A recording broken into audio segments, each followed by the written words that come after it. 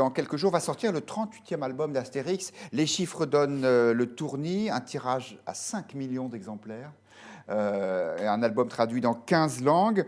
Le nom de cet album, c'est La fille de Vercingétorix. Alors, cette fille, elle s'appelle Adrénaline. Elle ressemble un peu à Greta Thunberg. Peut-être que ça va plaire à Lucille Schmid. Alors, évidemment, ce ne sont plus les auteurs, les parents d'Astérix, Goscinny et Uderzo, qui ont fait cet album. Mais néanmoins, Anne Goscinny, la fille de René Goscinny, considère que le personnage est fidèle à l'œuvre de son père. Je pense qu'Adrénaline est certes dans l'air du temps, mais qu'elle est surtout parfaitement en adéquation avec l'esprit de l'œuvre, avec l'humour, avec les aventures d'Astérix en général. Et c'est presque un personnage que mon père aurait pu inventer. Alors, son père aurait peut-être pu l'inventer, mais il n'est pas si fréquent qu'il y ait une héroïne pour un album d'Astérix, parce que dans le temps, c'était peut-être pas aussi évident que ça. Écoutez, Jean-Yves Ferry et Didier Conrad, qui sont respectivement l'auteur des textes et des dessins de cet album. C'est pas vraiment lié à Astérix, c'est lié à la BD des années 60-70. En général, il n'y avait pratiquement jamais de personnage féminin pour des raisons purement stratégiques, en fait, et aussi de lectorat, parce qu'il n'y avait pas beaucoup de filles qui lisaient, ou en tout cas, ça ne se savait pas si elles lisaient. Est-ce que vous allez le lire, cet album, Gabrielle Cluzel? Moi, je vais être forcée de le lire parce que mes enfants vont me le faire acheter. Donc, oui, alors je m'interroge un petit peu. Que veut-elle dire, Anne Goscinny, quand elle dit un album dans l'air du temps? Alors, ça peut susciter certaines inquiétudes. Alors, en effet, on voit beaucoup de choses dans l'air du temps. En effet, on voit bien qu'on fait une révérence en effet à l'air du temps en prenant une héroïne féminine et en lui attribuant de l'adrénaline, c'est plutôt peut-être lié à la testostérone habituellement. Néanmoins, je m'étonne un petit peu de cette réflexion parce que c'est bien Falbala, je ne me trompe pas, qui tirait beaucoup de ficelles quand même dans de nombreux albums. Donc je ne suis pas tout à fait sûre qu'elle ait eu un rôle mineur. Cela dit, moi je me réjouis toujours de la sortie d'un nouvel Astérix parce que cela fait partie de notre identité et j'aime bien tout ce qui cultive les identités. Et vous, Georgi Kuzmanovic, vous aurez envie de lire cet album? Pareillement, j'ai des filles. Donc vous n'aurez pas le choix. Et donc elles aiment bien. Moi j'aimais beaucoup Astérix et Obélix, gamin. J'ai un peu décroché une fois que l'ancien esprit était un peu parti, parce que quand même il y avait d'un humour particulièrement grinçant. Puis moi, plusieurs degrés. Ça s'est un peu étiolé, je trouve. C'est un peu plus bas du front. Alors on verra. Un peu moins deuxième degré. Voilà, un peu moins de deuxième degré. Puis il osait dire des choses intéressantes. Et puis c'est intéressant. Dans la période où on est, un village gaulois qui résiste à cette Union européenne, qui fait pression à tous les points. C'est bien qu'il y en ait encore quelques-uns qui défendent leur souveraineté. Lucille Schmid. Oui, moi, je vais assumer. Je pense que si je le lis, ce ne sera pas mes enfants qui vont me le demander. Je pense qu'ils connaissent beaucoup moins Astérix et Obélix que moi.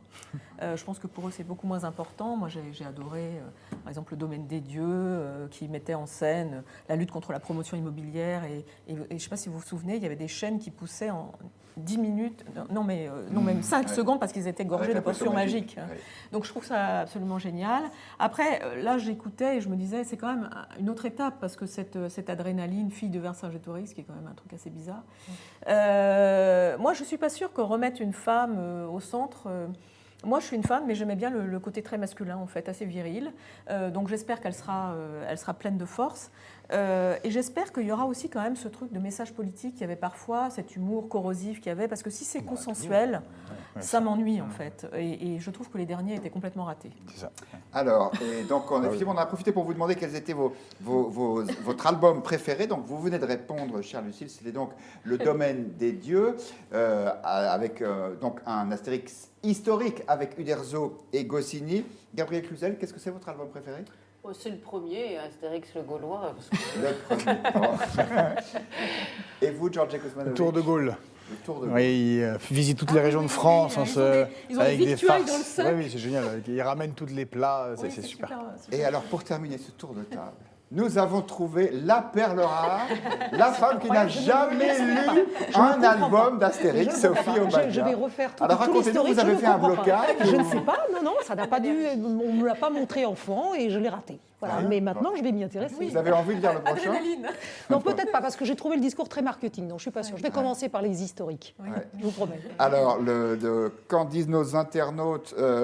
Alors, lirez-vous La fille de Vercingétorix, le prochain Astérix, c'est oui à 42% et non à 58%. Gabriel Cluzel, est-ce que vous partagez l'avis de Georgi Kuzmanovic selon lequel les derniers albums sont peut-être un petit peu plus... Il a dit bas du front. Il n'a pas dit politiquement correct, mais peut-être un petit peu moins abrasif que les premiers? Ah, mais c'est évident, mais malheureusement, je crois que c'est très compliqué de résister. Moi, je vois ça dans la littérature enfantine. On se moquait beaucoup au 19e, vous savez, de la littérature de sacristie très sucrée, avec toujours plein de bons sentiments, et on a troqué une morale pour une autre.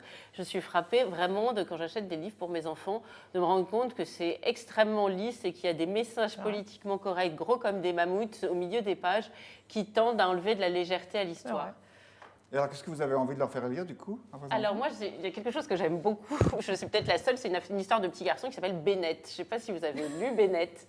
Bennett au collège. Bah oui, avec sa casquette. Et de c'est 4 plein couleurs. d'humour. Ça a été traduit par le père de Renaud, le père qui s'appelait Olivier Séchant, et par Vladimir Volkov, qui tous les deux étaient traducteurs. Moi, j'aime bien quand les livres sont anglais, mais qu'il y a des traducteurs de qualité, parce que ça donne une qualité de la langue intéressante. Et il faut surtout acheter les vieilles éditions. Vous voyez, c'est mon côté écolo.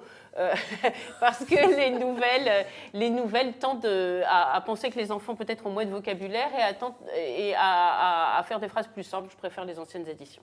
Eh bien, voilà, une recommandation de lecture. Merci beaucoup, merci à tous les quatre. Moi, je ne l'ai pas lu, cet album, comme je pense vous-même, donc je ne peux pas me prononcer, mais on ne manquera pas de vous tenir au courant pour savoir si on a aimé ou non La fille de Vercingétorix. C'est donc le prochain Astérix qui sort dans une semaine. Merci beaucoup à tous, bonsoir.